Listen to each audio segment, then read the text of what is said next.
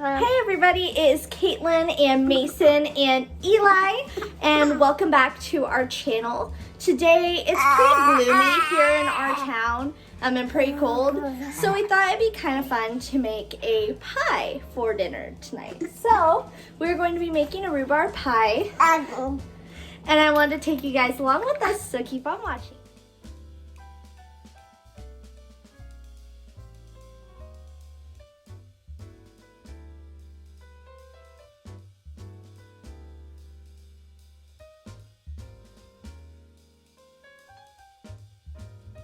Okay, so let's get started on the recipes. Also, excuse the noise. I've got two dogs running around, and I've got two kids running around and watching a Christmas Mickey Mouse movie.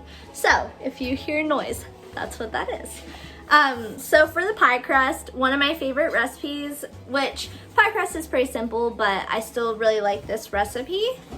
It's right in here that we're going to be using for the crust, and is from the Magnolia Table collection with Joanna Gaines. Love it. I have this one, and then I also have this one as well. Go ahead and get this up here. Both great books, great recipes in there. Love them, couldn't say anything better about them. But that is what we're going to be using for the crust. And then for the actual pie filling and for the cooking and everything, I'm going to be using Isaac's grandma's recipe. This is one of his favorite pies, so I thought it would be kind of cool to make something for him when he gets off work and it's cold, it's rainy here.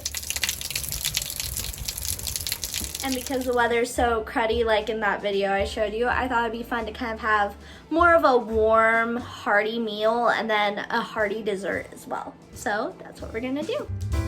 I'll be doing this recipe by hand, but they also have an option for if you're doing a food processor. For measurements, you'll need 1 teaspoon, and then 1 tablespoon, a 1/4 cup, and a full cup. Mine's broken because kids, but oh well. And then we will also be using some all-purpose flour. We'll also need a bowl and some butter for this crust.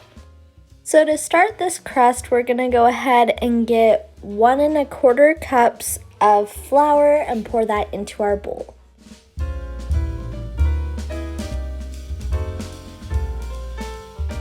Secondly, the recipe calls for 8 tablespoons of butter. I didn't have sticks of butter, I only had a bucket, so I went ahead and did this by hand. Either way is fine as long as the butter is fairly cool.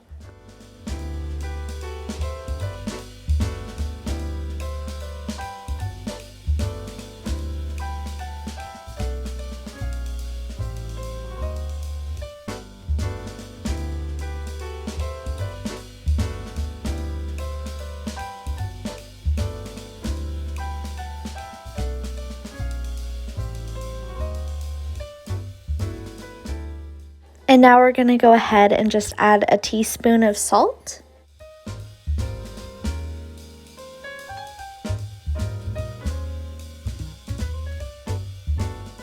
Now we're going to go ahead and use a fork, or you could use a whisk and mix all those together until the butter is the size of a dime.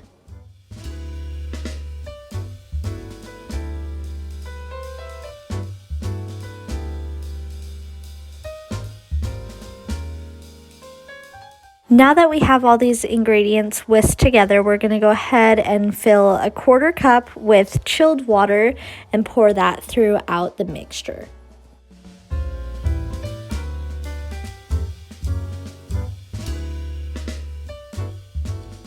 Now it's kneading time. Once it's kneaded thoroughly, go ahead and take some saran wrap and lay that down on a clean surface. And put your dough in a ball shape and wrap it up and put it in the fridge, and we'll come back to it.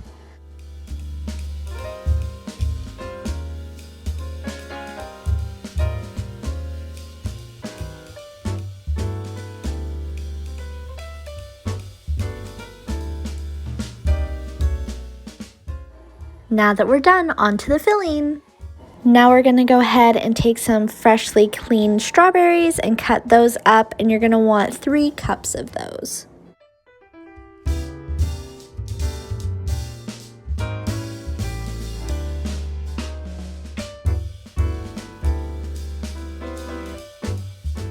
Now that we have our strawberries, onto the rhubarb.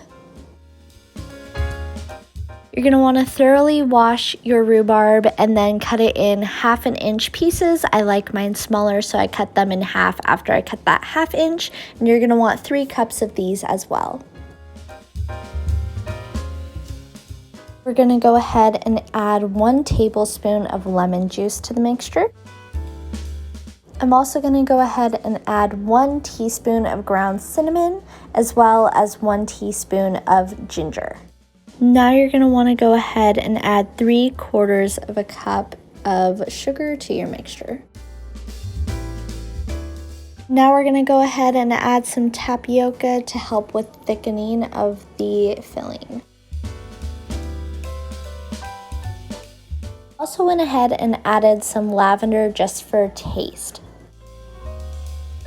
Now that our filling's done, I went ahead and got that pie crust out and just pushed it in, and I used my knuckles to kind of get it close to the end. Go ahead and pour your filling in, and now we will go ahead and do the crumble for the top.